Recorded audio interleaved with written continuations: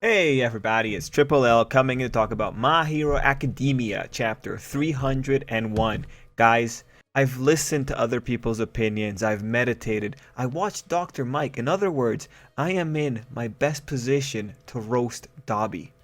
Except I don't really want to roast Dobby. Who would want to roast Dobby? I mean, that would only make him stink more than he already does, which is something we can probably try to avoid it at all costs. And actually, looking at it, I don't really have to roast Dobby as often as I do anymore because a lot more people are starting to do it as well. The people are finally catching on that this guy is just a dumpster fire. They're finally realizing that investing in Dobby is like investing in a dumpster fire. Like, yeah, it might be kind of cool to like look at it because a dumpster fire is always pretty like bold and big and kind of scary looking and dangerous, and that attracts people. It's always fun to look at, but at the end of the day, it's just a dumpster fire. It's gonna die out. That flame's gonna go down.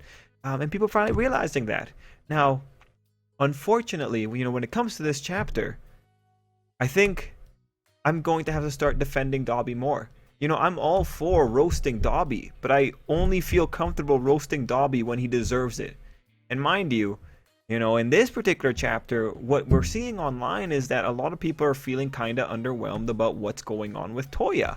And for me personally, I'm never going to roast Toya, at least not in this phase. If he continues being crazy in the next phase, he's essentially become Dobby. I will continue roasting Dobby. Believe me, I definitely will. But yeah, for me, I'm not going to roast Toya. What I see in this particular chapter, I know people are saying that this was, you had the best life in the world, kid, and you're freaking out like this. And it's like, nah, this is an identity crisis. The way the chapter is constructed is to present an identity crisis. Toya's mom had a nervous breakdown. I don't see the problem saying that Toya also had a nervous breakdown. Like, it's presented in the chapter. And so as we come into this chapter, the big thing is how subjective the entire situation is. There are people online that ultimately aren't feeling this as a justification. And that's pretty reasonable. But they're using that to take down Toya. And unfortunately, it's ultimately going to come down to a game of opinions. So I think the best thing to do for all of us is to start with a more objective question. And that question is quite simply, does the author want the reader to feel sympathetic towards Toya? Does the author want the reader to take this seriously? If you ask that question, there really is a correct answer because it's based on what the author is going for. And when it comes to this chapter, you can see the correct answer. The correct answer, indicative by all the face shots that Toya gets in this chapter and by the descent into madness that we see for both Endeavor and Ray, is yes. The author wants you to take this seriously. The author wants you to understand that this was a kid having an identity crisis because you have the kid constantly reaffirming who he is and what he is and who he is the son of and all that kind of stuff. Ultimately, just because he wants you to take it seriously doesn't mean you have to. Like, me, if I don't like something, I'm going to call it out. And that's what readers should do. If you don't agree with what the author is putting forward, you argue it. And that's how that goes. And what's really interesting now is that just a lot more people are arguing against Dobby. But again, personally, I don't feel comfortable taking away or diminishing what had been going on with Toya in this particular situation. Like, yes, he was a well-off kid. Like, yes, this problem might not seem big to a reader, but at the end of the day, stress affects everyone. Stress can come to anyone. Mental breakdowns can happen to anyone depending on their situation. And we in particular, we live in a world where we know that someone's identity and how they express that identity is very important for a good chunk of people. We know the lengths that people will go to affirm their identity. And don't say identity is not a big factor for our world. Many issues are currently revolving around the identity that someone has. And that ultimately ties back to Toya. Now, as we go into the chapter, we also have to keep in mind that there are a lot of things coming into play here. It's not just Toya who has a pivotal narrative in the chapter. Last week, I said that we have to be ready to scrutinize the kind of blame that Horikoshi is going to have Rei take on. This week, we have Rei taking some of the blame indicated by the final page, her saying that she also didn't see Toya. Now, what that ultimately is there to say is that Rei feels responsible for not being there to tend to Toya's needs. And in this case, I think yes, it's quite all right for her to take the blame, because Rei's whole little character arc is that she turned away from her kids. You see it with the way her eyes are going crazy in the chapter. She turns away from her children.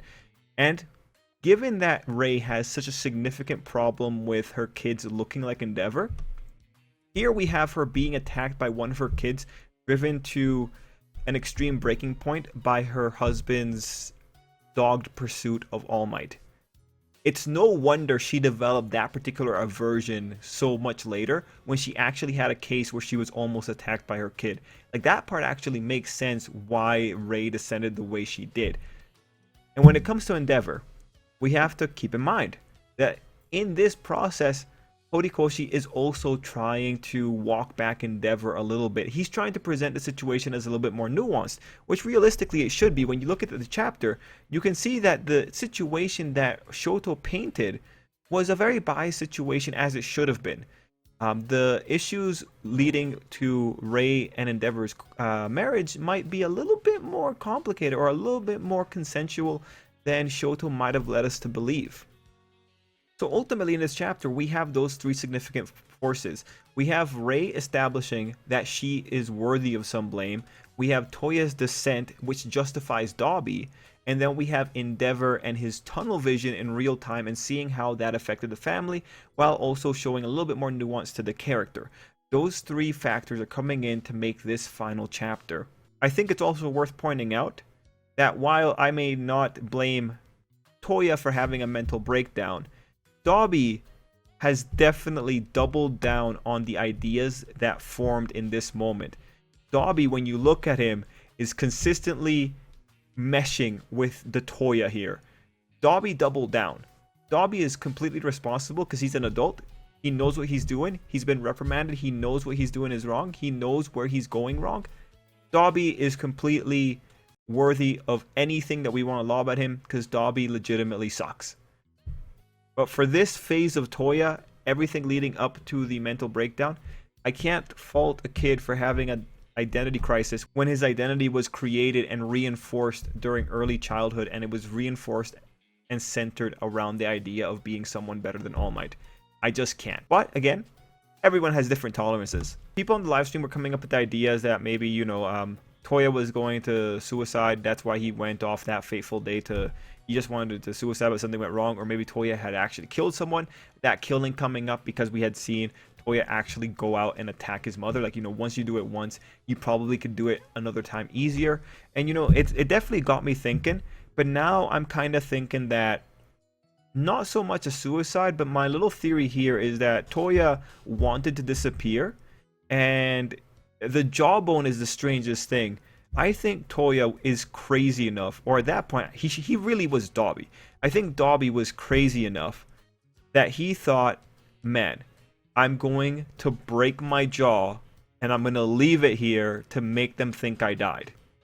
And the reason I say that is because maybe Dabi's crazy enough to think, if I leave a finger, they might think I'm still alive. But if I leave my jawbone, that's a lot of effort. Who's going to break their jawbone? Dabi will. But that's not the first thing you would think. You wouldn't think like a person would actually break their jawbone and leave it just so someone can find it later. But Dabi would, because he is that crazy. So that's what I'm kind of thinking now. I'm thinking Dabi was born in this moment, and we're gonna see how worse things get. I know people in the live stream, like Miguel, White Despair, Puzzle. I'm trying to get as much names as I can. Not Animamus, but hey Animamus. I know a lot of people in the live stream were coming up with the idea that we're gonna see what exactly happened with Dabi and how the accident went down. I'm not too sure if that'll happen, but I totally welcome it. I'm very excited. I do want to see Rei take more of a stance next week. I want to see more rhetoric from her, because right now, so far, I found the chapter is really good. I enjoyed what I was seeing. The author wants to tell me The author wants to tell me that Toya was in a bad situation that caused him to break down. I'm okay with that. I enjoy seeing the nuances with Endeavor. Endeavor and Ray are very guilty here because we do see that they were not very attentive parents. Overall, I am pretty happy. I'm pretty happy. I do want to see how worse this gets. And you know, in the grand scheme of the war against Dobby, while I do not like that people are taking, you know, unfair shots at Dobby, I'm not going to complain in the long run. The more we get Dobby into the ground, the better. At that point, let's go into the page-by-page walkthrough, starting with page 1.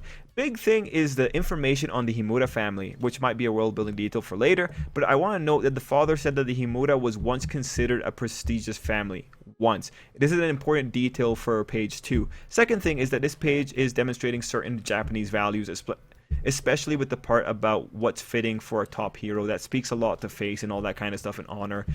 Here we also start the Ray comparison to Ice. Page 2, what's important to note here is that it's possible that Ray had a choice in this whole marriage, given the way that the sentence is structured. The meaning being, hey, I know this is premised as a loveless marriage, but I'll go through with it for the sake of my family.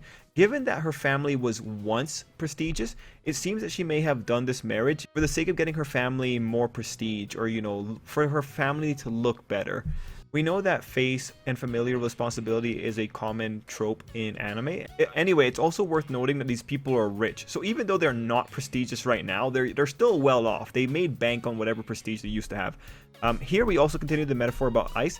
Now, I don't think that this Ice metaphor carries to her demeanor. I used to think that when we were looking at the spoilers, but instead I think what's important here is that this is Endeavor acknowledging how dangerous he himself could be to Ray. Page 3 has Ray admitting that she's not okay. And you know, I mean, like, yeah, it's kind of cool that she's here even though she's not okay. But this is the woman that dumped boiling water onto her kid's face, and she hasn't seen Endeavor in years. All I can really say is, like, thank God it's fiction. Really, we've already seen when Ray has her back against the wall. And when she did have her back against the wall, the woman crumbled. So we can only really hope that she's come back strong thanks to the power of her lovely kids and therapy. But I'm really rooting for therapy. I'm really hoping the therapy rebuilt her. Page 4 actually calls back to chapter 300. It's absolutely critical how well Dobby and Endeavor know each other. Endeavor was right with what he said about Dobby knowing what kind of man Endeavor was. Also note the layering on the arm. I didn't check the previous chapters, but this might be new burns because of the shading. What's important here though is how Dobby is wanting a public statement. That line along with this one on page 5 guarantee that we're getting that public statement. But unfortunately for Dobby, I really think he's going to be pissed because Ray is coming in to rebuild Endeavor and Hawks is going rogue for the sake of rebuilding Endeavor. Like, Dobby's about to self-destruct big time when he sees that Endeavor's not going to be a crying, sniveling mess. Endeavor is most likely going to come back strong. Like, I really do believe Endeavor is going to be the rallying cry for the remaining heroes, and that's going to burn Dobby up. But what else is new? Page 5 proper. Critical thing aside from Dobby setting himself up for failure is that he's lauding his whole family in with Endeavor. We knew that he was compromised, but this is really important. It's one thing to target Endeavor and Shoto, but here he is taking aim at all of them. In other words, he thinks all of them are expendable and fair game for his goals. Now there is a real tricky spot here, and it's all with these two sentences. Take a real good look at me. In the depths of hell. I don't like the statements. Is Dobby saying that he's going to put them in hell, or that he's going to hell? I really wish they didn't break this dialogue into two sentences, and I really wish that instead of using in, they used from, as in, take a real good look at me from the depths of hell, because at least that makes it a little bit more clear. It's just for me, like, when wordplay is so important, like, this makes it really hard. So if he's saying that his family will be in hell, then okay, this makes him an even worse villain, making it clear that he's doubling down on the resentment he feels towards everyone. This would build to the idea that Dobby has tunnel vision with regards to Endeavor. He doesn't care who he's gonna hurt. All he wants is to see Endeavor cry. If he's saying that he's going to be in hell himself and he wants his family to take a good look at him, then it says that he's still self-aware about what he's doing, which adds to his more self-destructive nature. So either way, the statement can be made to say something about Dobby. Right now, I'm kinda leaning towards Dobby saying that the family is going to be in hell, which just speaks to how spiteful he is. Also, what is this house that they are in? Anyway, I also like how the blood drop transitions into the past. Also note how we fade to black, signaling a flashback. Page 6. I know we are wondering if the doctor Endeavor saw was Dr. Yujiko, but I don't think so for two significant reasons. One, this is Central Hospital. Like quite literally, Horikoshi copy pasted. Here, let me show you with video editing magic. See, if Dr. Yujiko, the man that hid Nomu raising facilities under a kindergarten and a hospital, was working at Central Hospital has the biggest case of plot armor in the series to be able to justify Yujiko's lack of knowledge on their shenanigans. I'm not going to be the one to underestimate this man's empire. But only if that is actually Dr. Yujiko. The second thing that suggests that it's not the doctor is that Endeavor didn't really have any reaction to Yujiko when he met him, which I think would have happened if they had this critical moment. We'll have to see. Anyway, page 6 did something interesting. It showed a very interesting thing with Toya's quirk combination. Toya's body is adapted to the ice quirk. Now, here's where the devil in the details actually is. Defining quirks is not a science, obviously, because it was most likely a sleep-deprived guy trying to meet deadlines that came up with the system. But I think it's fair to say that Toya has a mutant body in the sense that a normal person doesn't have the build to endure freezing temperatures. Given that mutant as a word indicates something out of the ordinary molds, saying Toya has a mutant body is technically correct by English's standards. His body would be mutant in the same way that Horikoshi describes Bakugo's sweat glands as mutant. If Toya didn't have firepower, his quirk would quite literally be ice-resistant body. So if you want to piss people off, tell them that Dobby has a fire quirk and an ice resistance quirk. People always get upset when you nitpick little technicalities. But anyway, I think this is also an interesting case of quirk singularity in the sense, you know how Dr. Yujiko talks about it being the quirks are evolving faster than the body hardware. In this case, the body hardware it's just adapted to a completely different quirk. So it's not really a good case of quirk singularity. But it's interesting that there could be such a significant mix-up with the hardware and the software. Anyway, this whole thing is very interesting, and it does many things. One, it gives Dobby a resistance to Shoto's ice side. And two, it opens up the possibility that Dobby could get ice powers if the author gives him a sudden quirk expansion or a quirk evolution like he did Toga. The DNA is there. He legitimately has DNA that says he's resistant to ice. The possibility is open. If Toru could go from just being invisible to being able to refract light that enters her body to then being able to create light refracting fields outside of her body, Dobby realistically can develop ice powers spontaneously if the author needs that ass pull. And don't even try to say that because the doctor didn't say it, it's impossible. Quirk singularity is real, but we know the medical community laughed Dr. Yujiko out of the room. What does that say for the narrative? It says you don't trust the doctors that easily. Furthermore, the way the quirk system works right now gives us even more reason to doubt a doctor's capability of discerning what a quirk can do, based on the fact that we are still in a situation where quirks can be reclassified if they figure out how the quirk actually works at a later date. Now, this guy and his dialogue is entirely based on observations most likely derived from tests, and those tests likely can't tell what a quirk factor can manifest as much as those tests can tell you whether or not a person's body can handle cold. In other words, don't appeal to authority to say that this somehow justifies that this kid could never produce ice, because again, the authorities have shown themselves to be wrong before. Page 7, the trauma page. The page is important to just remember the rhetoric that was flying around in the background. At page 7, though, we know time passed because we can see Toya's hair had developed when compared to page 6. Page 8 just shows Toya doubling down on what he believes his identity to be, which is critical for the whole idea that he's having an identity crisis. Page 9 is the Endeavor tunnel vision page, which is just there to remind you how clouded Endeavor's judgment was. This is critical. In this page, the parents knew that Toya was going out and training. Like, think about that. Think about that significance. They knew he was doing it.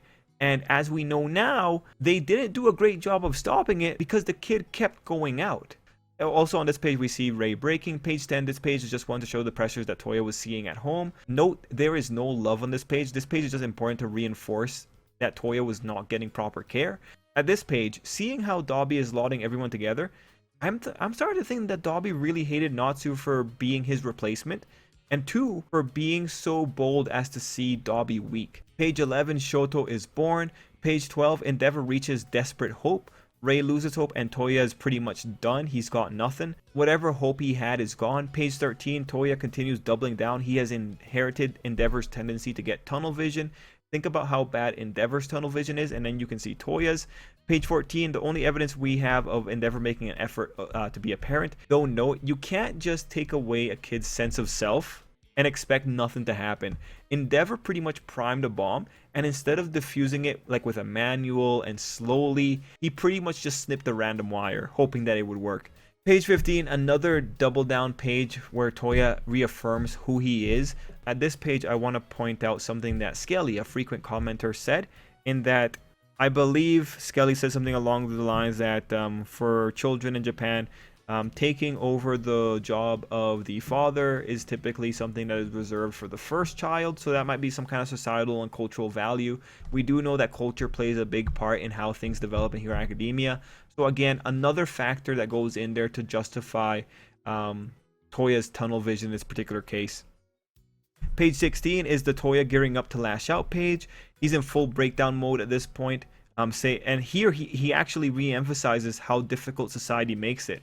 He has to be different while everyone at school wants to be a hero. Page 17 is Rei taking some of the blame for not keeping an eye on Toya, while we also see Fuyumi protect Natsu, which was really cute. We already talked about the complexities of Rei's taking the blame, so we're pretty much at the end here. At this point, what I want to do is very quickly show you this image and this image. And I want you to tell me who you think Toya is in this case. And I'll help you out here, and I'll tell you some little things. One, Dabi is taller than Fuyumi significantly, and Natsu is only a few inches, maybe 1, 2, or 3 inches taller than Dabi. I really want you to take that into consideration as you try to make sense of what these images are. But as we get to the end of this fairly divisive chapter, ultimately, what do we take away from this? Well, I think we are legitimately in a situation where everyone sucks. Next week is probably going to be, if we actually continue this flashback, Toya becoming Dabi and becoming worse. But we'll have to see. Now, one thing I do want to say, in response to how many people are, kind of not feeling Dabi anymore, it's actually been pretty funny, on the live streams. White Despair tells me about all the stuff he's finding out on the internet. People like ragging on Dabi more and more. People being disappointed because Dabi wasn't a secret agent and all that kind of stuff. And now this week people are disappointed with Endeavor not being as much of a monster as he was, which obviously wasn't going to happen because Horikoshi walks back everything. And then you have Dabi having not as compelling backstory for some people. As we continue going forward into Hero Academia, where we are now solidly entering the phase of all shonen manga, where as things start getting revealed, the hype that people are building for it, it's just not gonna meet. This is now the point where those theories are gonna come out, and a lot of them, so exciting, are not gonna come true. And that's what I really want you guys to keep in mind as you go out and you listen to other discussions on Hero Academia. Just remember that we're getting to that point where now things are being revealed and they might not live up to the hype that other people have come up with. This is something that happens with all stories. At the beginning of a story, there is just limitless potential, but the closer you get to the end, the more those potentials get narrow and narrow. And as we continue seeing things get revealed, the dissatisfaction with some of the plot elements are going to increase.